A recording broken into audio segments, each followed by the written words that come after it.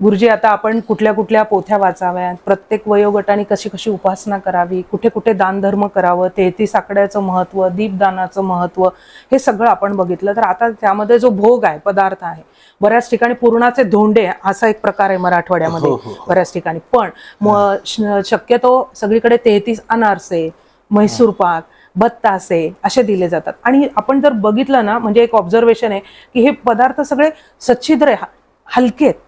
हो. हा, तर मग ह्या मागचं काय कारण असावं की हे लाडू नाही निवडले 33 किंवा जिलेबी नाही निवडली, हेच का बरं?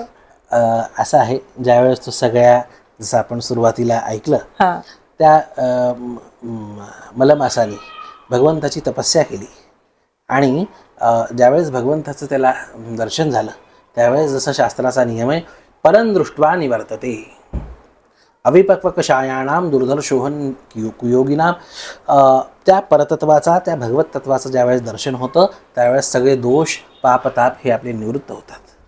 तर सगळे दोष निवृत्त होऊन तो हलका झाला.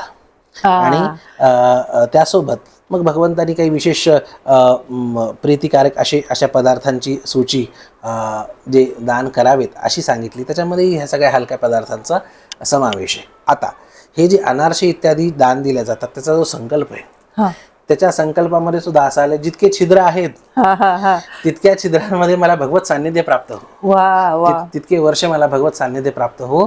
तर असा त्याचा संकल्प आहे.